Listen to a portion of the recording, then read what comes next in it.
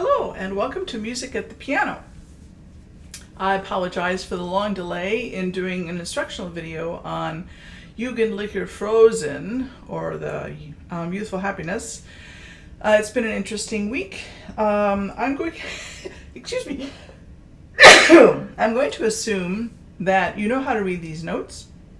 And if you don't, please look at my playlists that are listed in the description and find a level of learning that is appropriate for you. I want to look at the fingering first of all, and let's see if I can expand this a little bit. So you might need to have your own copy of the score because I'm not sure you're going to be able to see it off of this very well. I can try turning it around and making it big. So that may be useful to some people, but not so much for others. There's a link for how you can download this for free also in the description. So I would start fingering the left hand. And I would use finger 2 to start with on the E. 2, 3, 1, 2. And then I'd lift my wrist and move over to finger 2 on the C.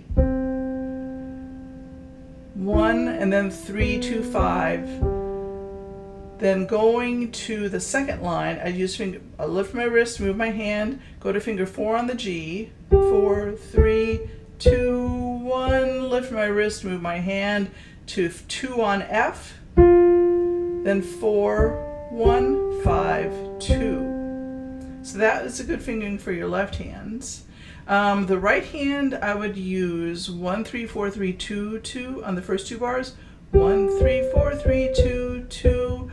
1, 4, 5, 4, 3, 3, and then change your configuration a little bit. 1, 2, 4, 5, 4, 3, 2, 1, 4, 2, 3, 1, 2.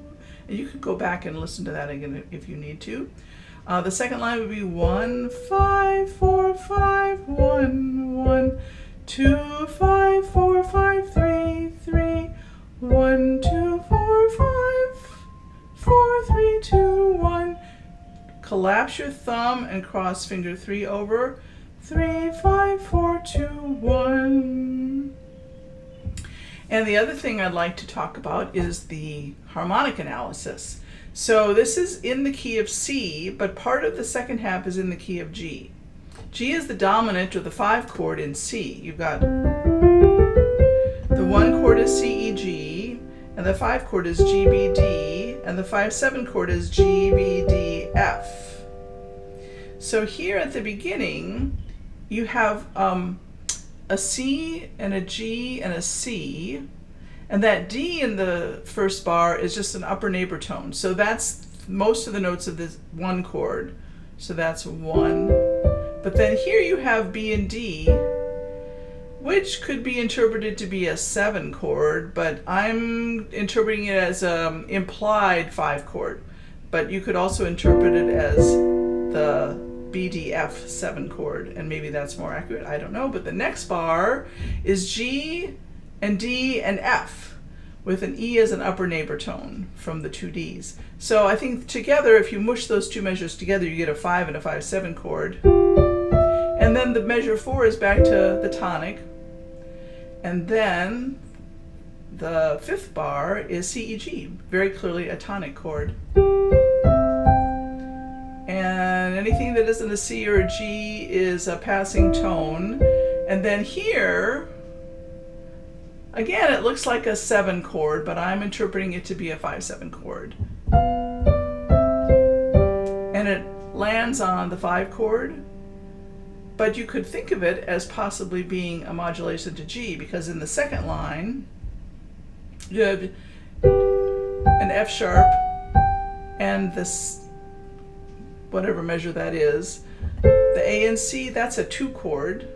And then G, B, D, and C, E is the 4 chord in G major. And then you're back to C major suddenly, and you have a 4 chord in C major, F, A, C, G, D, F, which is 3 notes out of the 5/7 chord. And here you have G, B, D, G, D, F again, mostly the 5/7 chord, and it resolves to 1. If you want to talk about the solfege, the left hand is mi, re, fa, mi, do, mi, ti, do, so. And then if you want to modulate, do, re, mi, fa, and then modulate back to C. Fa, re, so, do. And then I think, well, if you want to be horribly brave or foolhardy and try the solfege for the right hand. So, I gotta find my range. So, do, re, do, ti, di, so, re, mi, re, do, so, do, mi, so, fa, mi, re, do, fa, re, mi, do, so. And if you want to modulate to G, then you've got mi, do, ti, do, fa, fa, so, do, ti, do, la, la. And then back to C, do, fa, la, do, ti, la, so, fa, mi, so, fa, re, do. And I apologize for the rhythm, but I didn't practice. Because I'm putting things away that I brought home from my office, which took me a week to finish bringing them home. So never mind, we don't want to go into that. So this is how the piece would sound. Let's see, we're putting your hands together. If that's a challenge for you, I would just start at the end.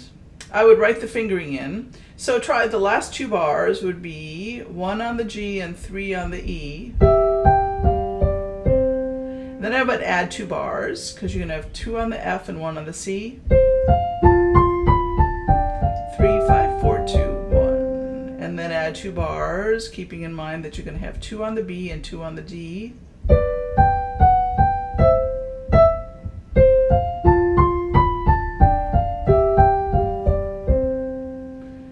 And then 4 on the G and 1 on the B. Of course, you're going to pause, if you're learning this, pause the video, practice everything 5 to 10 times, and you'll be happier for it. Otherwise, you'll just feel frustrated.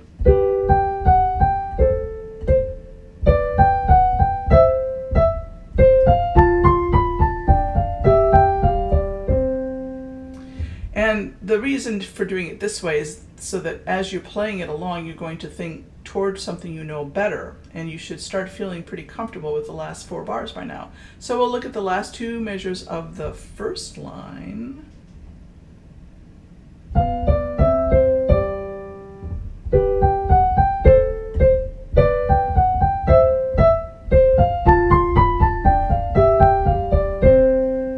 And the last 4 measures of the first line.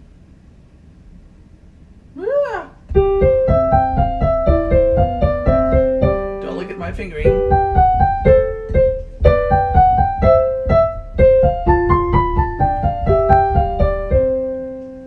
And then you've got the whole cheerful youth.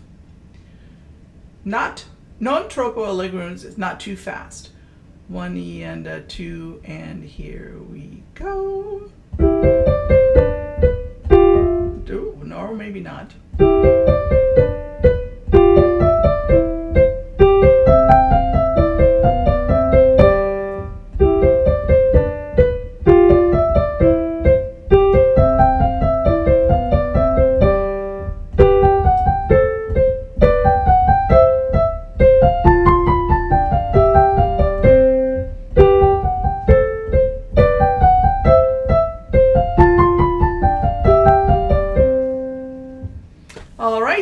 And I'll put the link to the little accompaniment track that I made for this. I would take my time, I'd get comfortable with each hand, and then I'd put it hands together very slowly in short, to the last 2 bars, last 4 bars, and just do each one however long you need to, 5 times, 10 times, 20 times, whatever it is. Your brain will eventually agree to go along with it.